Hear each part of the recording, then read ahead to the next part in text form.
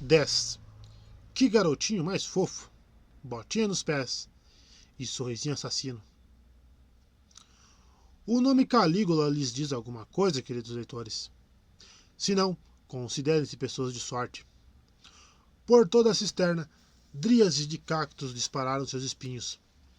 A parte inferior de Melly se dissolveu e se transformou em neblina. Até o bebê Chuck cuspiu um pedaço de isopor. Calígula? O olho do treinador Red deu uma tremidinha de nervoso. A mesma tremidinha de quando Melly ameaçou apreender as armas ninjas dele. Você tem certeza? Quisera eu não ter. Quisera eu poder anunciar que o terceiro imperador era o velho e gentil Marco Aurélio, ou o nobre Adriano, ou o estabanado Cláudio. Mas Calígula. Até para os que sabiam pouco sobre ele, o nome Calígula invocava imagens das mais sombrias e terríveis. Seu reinado foi o mais sangrento e mais famoso do que o de Nero, que, desde criança, era fascinado pelo tio bisavô perverso, Caio Júlio César Germânico. Calígula, sinônimo de assassinato, tortura, loucura, excesso. Calígula, o tirano pérfido com o qual todos os outros tiranos pérfidos eram comparados. Calígula, um imperador com um posicionamento de marca que deixava bastante a desejar. Grover estremeceu. Sempre odiei esse nome. O que significa, afinal? Assassino de sátiro? Sugador de sangue? Botinhas, falei. O cabelo castanho e desgrenhado de Josué se eriçou todo, o que Meg pareceu achar encantador. Botinhas? Perguntou ele confuso, talvez se perguntando se não tinha entendido a piada, embora ninguém estivesse rindo. Isso mesmo. Vocês tinham que ver como o pequeno Calígula ficava fofo com sua roupinha de legionário quando acompanhava seu pai, o Germânico, em campanhas militares. Por que os sociopatas sempre são tão adoráveis quando crianças? Era assim que os soldados do pai o chamavam quando ele era criança, expliquei. Ele usava mini botas de legionário, Caligae, e eles achavam hilário. Por isso o chamavam de Calígula, que significa botinhas ou sapatinhos. Escolham a tradução que preferirem. Figo da Índia fincou o garfo em uma enchilada. Não me interessa se o nome do sujeito é gatinho de botas. Como a gente vence esse imperador aí e faz tudo voltar ao normal? Os outros cactos resmungaram e assentiram. Eu começava a desconfiar que os figos da Índia eram os encrenqueiros do mundo dos cactos. Se houvesse muitos deles, era capaz de fazer uma revolução e dominarem o reino animal. Temos que tomar cuidado, avisei. Calígula é mestre em criar emboscadas para seus inimigos. Conhece a velha expressão dar a corda para alguém se enforcar? Foi criada para Calígula. Ele adora a reputação de maluco, mas é só um disfarce. De maluco ele não tem nada. Só que é completamente amoral. Ainda pior do que... Não completei a frase.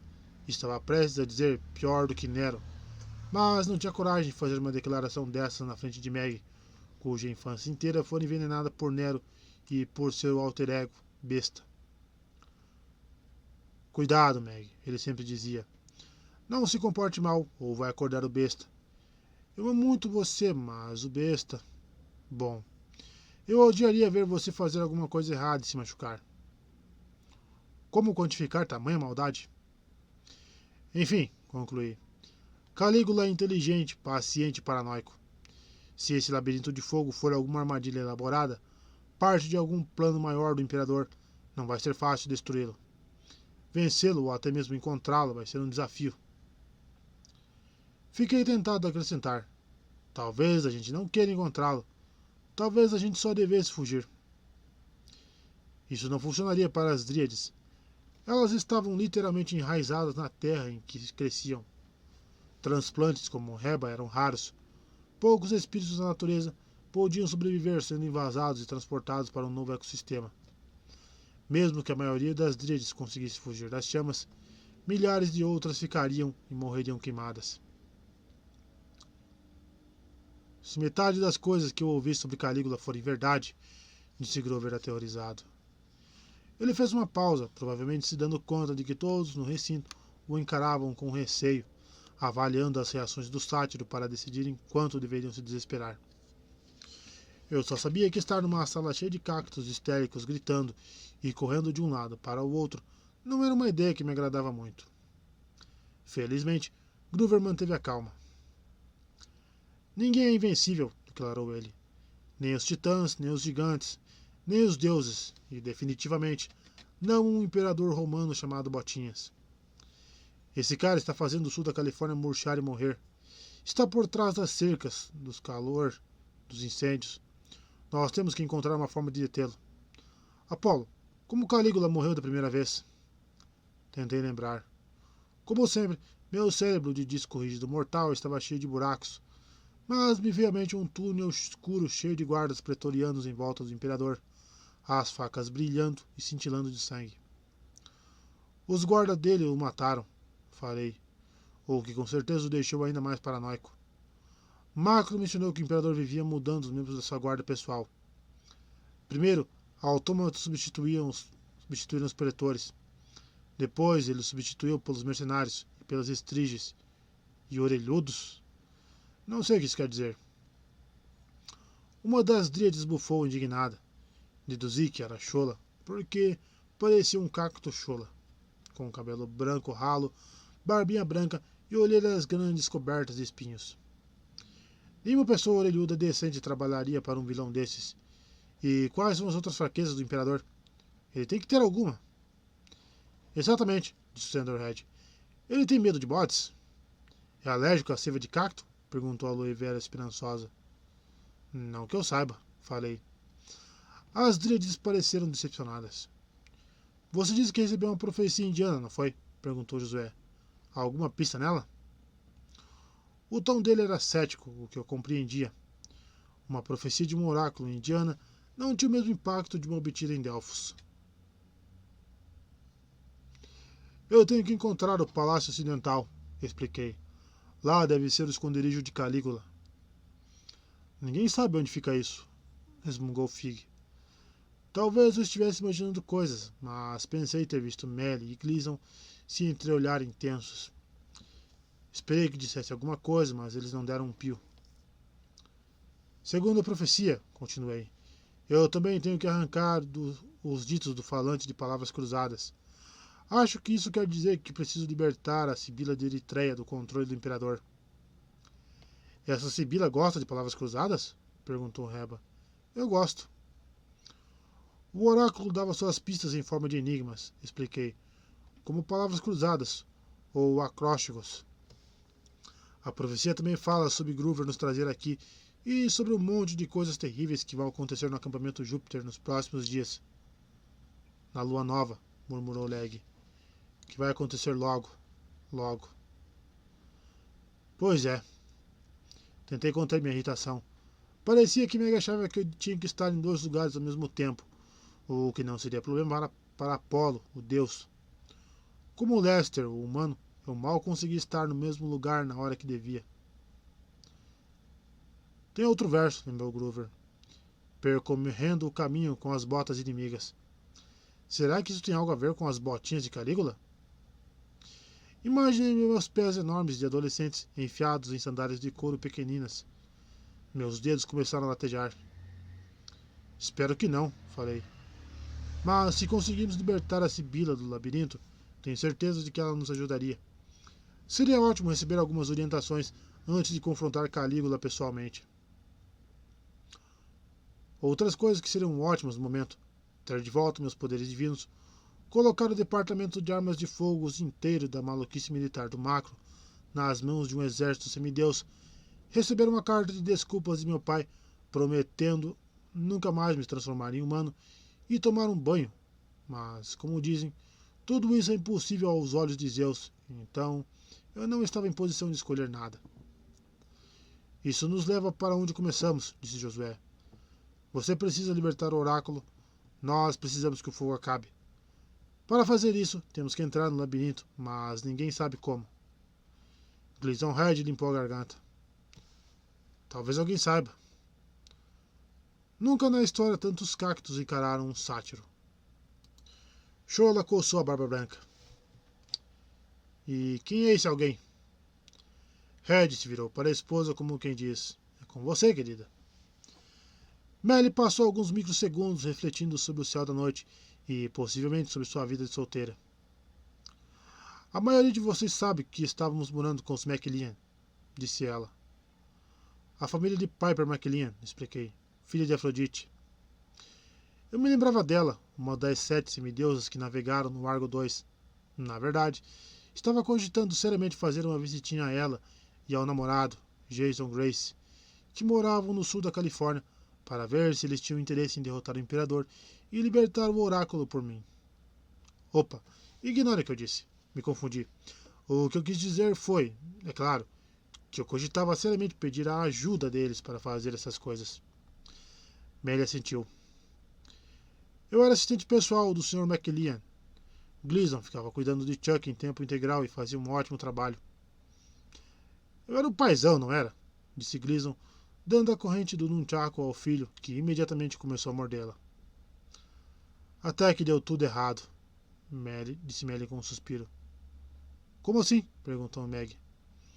É uma longa história, disse a ninfa das nuvens em um tom que insinuava. Eu poderia contar, mas aí teria que virar uma nuvem de tempestade e chorar muito e lançar vários raios em você e dar um fim à sua existência. A questão é que, há algumas semanas atrás, Piper sonhou com um labirinto de fogo. Ela achou que tivesse encontrado uma forma de chegar ao centro. Então, foi explorado o lugar com aquele garoto, Jason. Aquele garoto. Meus sentidos apurados me disseram que Melly não simpatizava muito com Jason Grace, filho de Júpiter. Quando eles voltaram, Melly hesitou, a parte do inferior rodopiando em um liquidificador de nuvem. Eles disseram que fracassaram, mas acho que não foi bem isso. Piper deu a entender que tinham encontrado alguma coisa lá embaixo que os deixou muito abalados. As paredes de pedra da cisterna pareceram estalar e se mover no ar fresco da noite, como se vibrando em solidariedade a palavra abalados. Pensei no sonho que tive com a Sibila, a mulher presa com correntes em brasa, pedindo desculpas a alguém depois de dar notícias terríveis. Sinto muito. Eu pouparia você se pudesse. Eu a pouparia. Ela estava falando com Jason, Piper ou com os dois?